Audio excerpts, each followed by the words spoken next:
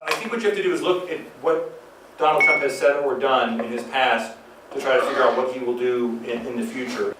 Trump feels like he learned the art of negotiating in one of the most toughest and cutthroat environments that you can learn in, which is New York City real estate. And as Frank Sinatra so famously said, if you could make it there, you'll make it anywhere. And Trump believes he can make it anywhere. He's a businessman at his core, and he knows that a businessman looks at the bottom line, and if it's a good businessman, more of his investments will get returns than not. So he won't win everything, and he knows when to walk away. He walked away from Atlantic City pretty quickly after he realized it was a losing hand, and tried to get the best deal he could. And foreign policy, this means, I think, that institutions and trade agreements must provide positive returns for America, or Trump will seek to undermine, vacate, or obviate those entities as much as he possibly can, until again he has room to maneuver and get better looking situations from his vantage point for America or the American worker.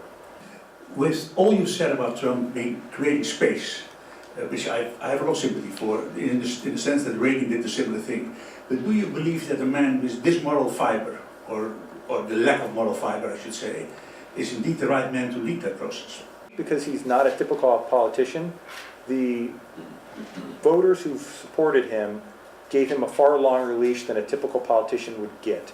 And they're far more forgiving when he steps on his toes than a typical politician, because they kind of go, well, he's not a politician, so we expect him to say dumb things and do dumb things. But what they like is he wants us to win.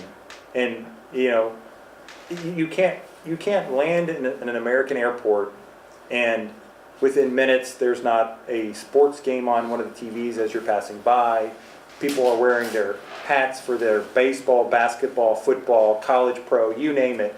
It's like an uber competitive society that loves winning, and he's tapped into that fiber. Is there any discussion at the moment going on in the circles around people commenting on Trump about how the rest of the world might try or start to work their way around Trump? You know, he's going to have a crystallizing effect for the EU, right? They'll have a boogeyman that maybe bring the EU closer together, not further apart. Now that may not be for the people underneath the EU, but for the EU leadership, that's how it would work. The US is always going to be the boogeyman. Will he increase that? Oh, sure. Of course he will. And will that potentially bring folks together that heretofore haven't been together? Probably. There's talk that Trump and Putin maybe will meet each other in Reykjavik or something. Very Reagan-esque. There they go again. A couple of weeks from now, maybe already. Talking about nuclear weapons, other relations. But what do you think in terms of the discussions about ISIS in Syria? What do you think? Could it be possible that they will work together more closely, especially when it comes to the conflict in Syria, but also fighting ISIS? I think for intelligence, for sure, I think that there'll be probably closer cooperation. I think Trump, whether Putin wants to or not, Trump wants Russia to take the lead on keeping a cap on the Middle East. That's where, if I'm a European, that's my greatest fear, is Europe negotiating peace for Trump in the Middle East with Russia. What kind of role do you think the Trump election will play in European elections this year? What I think Trump's victory shows is there is a latent segment of American society that voted for him, that didn't want to tell pollsters they were going to vote for him.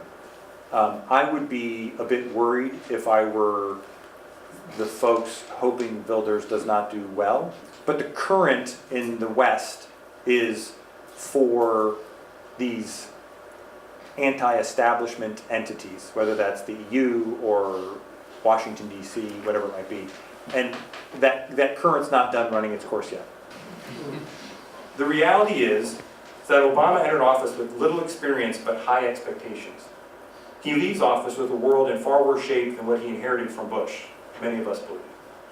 In contrast, Trump enters office with lots of experience but very low expectations, which is probably exactly where he wants it to be. Because Trump can only do better than what the experts expect, and therefore you see he's already winning.